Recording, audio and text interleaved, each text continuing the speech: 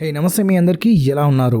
Trucks, buses and commercial transport చాలామంది వీటి గురించి పట్టించుకోరు. బట్ కమర్షియల్ వెహికల్స్ సపోర్ట్ మనకు లేకపోతే మన మార్కెట్ వరకు కూరగాయలు రావు, ఇంటి వరకే మిల్క్ రాదు. కళ్ళు మూసుకొని ట్రక్స్ అండ్ బస్సెస్ని ఇమాజిన్ చేసుకున్నంటే ఇలాంటివి మన కళ్ళ ముందు వస్తాయి. ఎందుకంటే మనం వాటిని ఎక్కువ చూస్తాం కాబట్టి. టాటా కార్స్ కేవలం ఇండియా, నేపాల్, శ్రీలంక ఇంకా భూతాన్లో మాత్రమే ఉన్నాయి.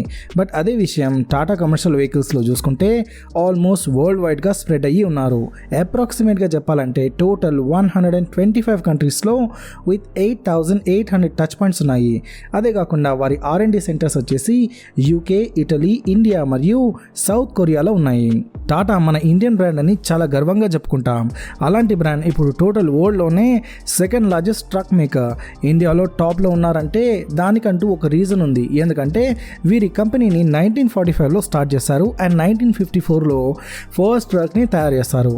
సో 1954 నుండి ట్రక్ బిజినెస్లో ఉన్నారు కాబట్టి ఫస్ట్ మూవర్ అడ్వాంటేజ్ ఉందని మనం అనుకోవచ్చు.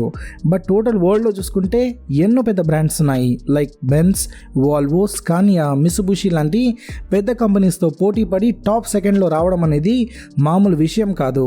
ఇలాంటి హై సేల్స్ ఊరికేనే లక్లో అవుతుందా అంటే లేదు. దీనికోసం టాటా కంపెనీ ఎంతో ప్లాన్గా మార్కెట్లో ఉంది కాబట్టే ఈరోజు ఈ పొజిషన్లో ఉంది. టాటా ట్రక్స్ అంటే ఎక్కువ డిమాండ్ ఉన్న కంట్రీస్ వచ్చేసి ఇండియా, ఆఫ్రికా ఇంకా సౌత్ కొరియా.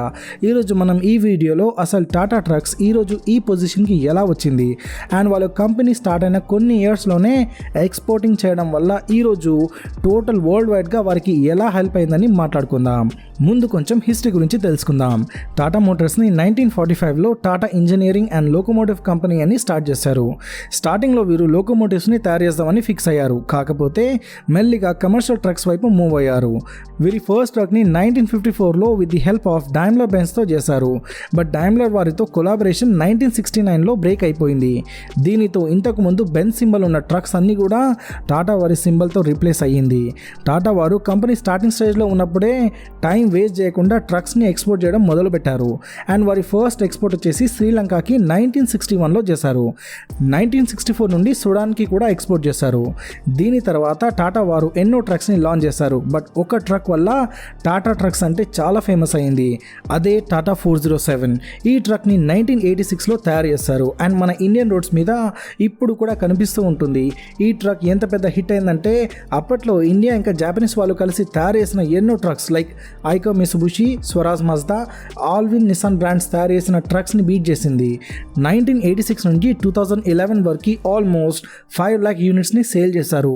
ఇక్కడ వరకు బాగానే ఉంది. బట్ టైంతో పాటు ట్రక్ అండ్ కమర్షియల్ వెహికల్స్లోని టెక్నాలజీ పెరుగుతూ ఉంటుంది.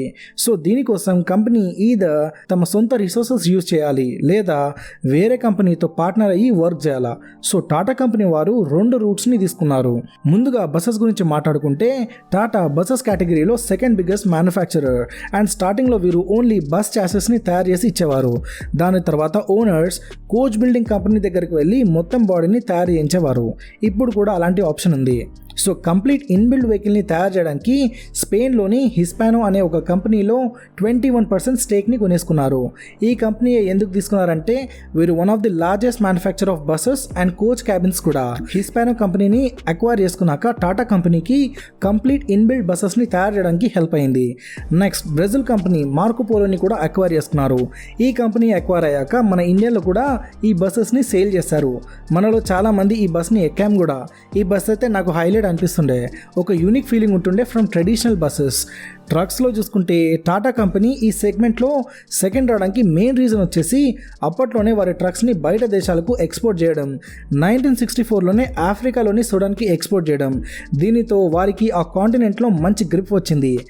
బట్ ఇక్కడ టాటా వారు వారి వెహికల్స్ని చాలా కాస్ట్ ఎఫెక్టివ్గా ఉంచారు. ఎందుకంటే ఆఫ్రికా లాంటి స్లైట్లీ పూర్ కాంటినెంట్లో హై కాస్ట్ ఉన్న ట్రక్స్ అమ్మితే అంత సేల్ అవ్వకపోవచ్చు.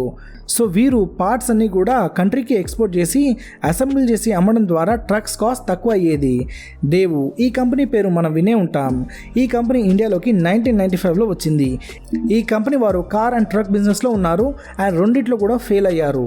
సో టాటా కంపెనీ వారు 2004లో టోటల్ కంపెనీని అక్వైర్ చేసుకున్నారు. డేవు వారి దగ్గర ట్రక్ మ్యానుఫ్యాక్చరింగ్ ఎక్స్పీరియన్స్ మంచిగా ఉంది.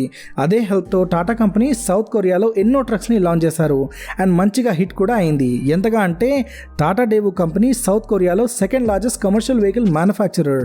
సో ఇలా ఆన్ టైంలో రైట్ డిసిజన్స్, రైట్ కంపెనీని అక్వైర్ చేసుకోవడం వల్ల ఈరోజు వరల్డ్లోనే సెకండ్ ర్యాంక్లో నిలిచింది in terms of sales and manufacturing. ఇలానే మన టాటా కంపెనీ గ్రో అవుతూ వరల్డ్లో మన ఇండియా నేమ్ షైన్ చేస్తూ ఉండాలని కోరుకుంటున్నాను. సో చూసారు కదా టాటా కంపెనీ ట్రక్స్ ఎలా ఈరోజు ఈ పొజిషన్కి వచ్చారని. ఐ హోప్ నేను గ్యాదర్ చేసిన ఇన్ఫర్మేషన్ మీకు నచ్చి ఉంటుందని. ఒకవేళ నచ్చితే ఈ వీడియోని లైక్ చేసి సబ్స్క్రైబ్ చేసుకోవడం మర్చిపోకండి. ఎందుకంటే ఇలాంటి యూనిక్ మరియు ఇన్ఫర్మేటివ్ వీడియోస్ ఎవ్రీ వీక్ మీకోసం తీసుకొని వస్తూ ఉంటాను. మిమ్మల్ని మళ్ళీ ఇంకో ఇంట్రెస్టింగ్ వీడియోతో కలుస్తాను. Till then take care.